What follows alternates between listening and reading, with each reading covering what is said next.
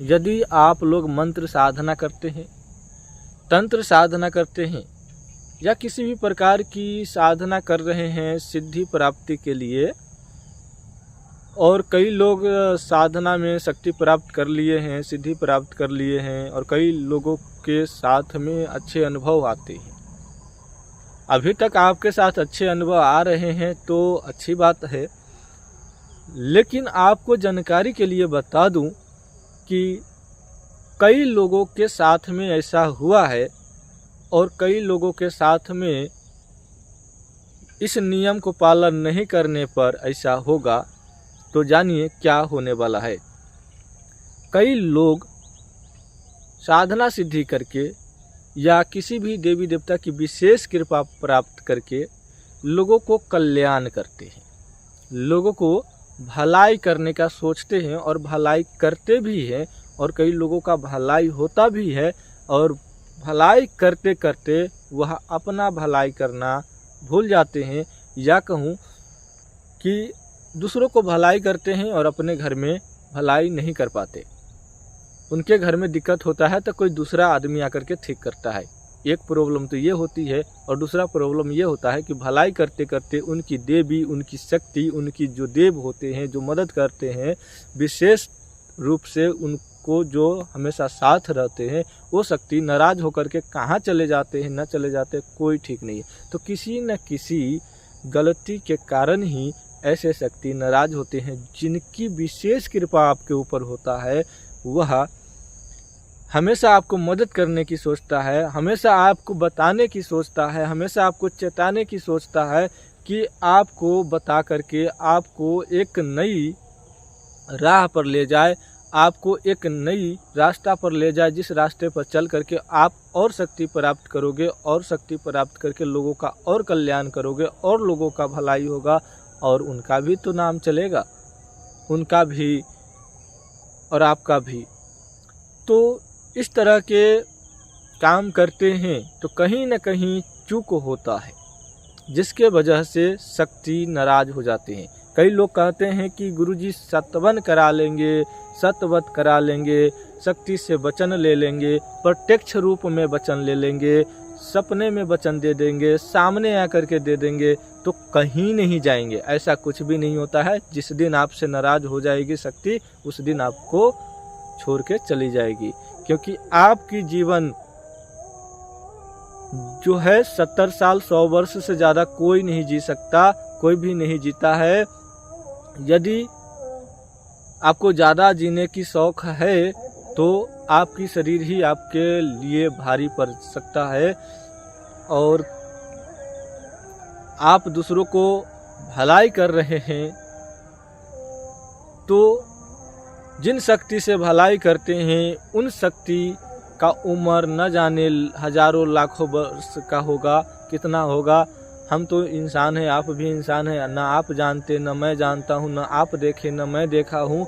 फिर भी ज्ञान के अनुसार यही होता है कि शक्ति एक न एक दिन छोड़ करके चले जाते हैं, चाहे वह कितना भी बड़ा गुनिया हो, कितना भी बड़ा भगत हो, ओझा हो, सोखा हो, अघोरी हो, तांत्रिक हो, कितना भी वचन बड़ा क्यों न दिया हो, वह एक न एक दिन आपको छोड़ के चला जाएगा, जिस दिन उनकी मर्जी होगी।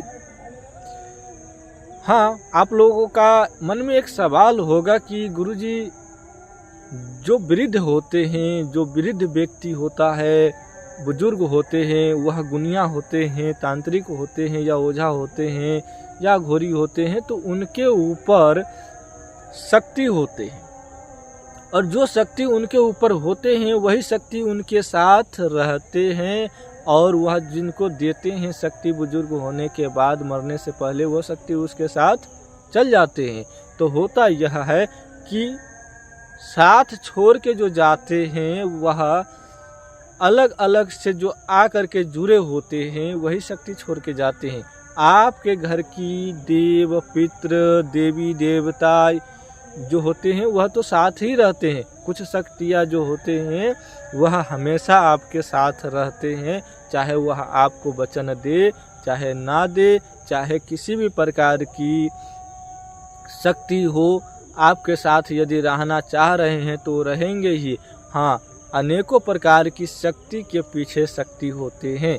एक शक्ति के पीछे हजारों हजार शक्तियाँ होती है। तो एक शक्ति मान के चलिए आपको छोड़कर आपके ही खानदान में या आपके आसपास किसी के भी साथ लग गया, आपको जानकारी नहीं होगा, किसी को भी साथ लग गया, तो वह शक्ति 10% आपके साथ भी रहेगा और 100% उसके साथ भी रहेगा। तो उनकी शक्ति का जाल जो है आपके साथ भी रहेगा, उसके साथ भी रहेगा। तो ज़्यादा भलाई उसके हाथों से होगा जो नए नए साधक बने हैं।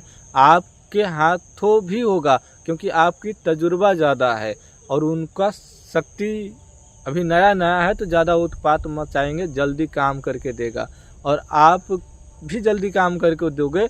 लेकिन यही है कि तजुर्बा आपकी ज़्यादा रहेगा और शक्ति भी बहुत ज़्यादा हो सकता है। यदि आप साधना सिद्धि में ध्यान लगाते रह गए तो यदि आप जैसे ही ध्यान धीरे धीरे कम करोगे तो शक्ति भी आपके पास से दूसरे के पास जाना शुरू कर लेता है, क्योंकि शक्ति जो है अपना रास्ता ढूंढता है कि हमको अब किसको साथ में चलना है।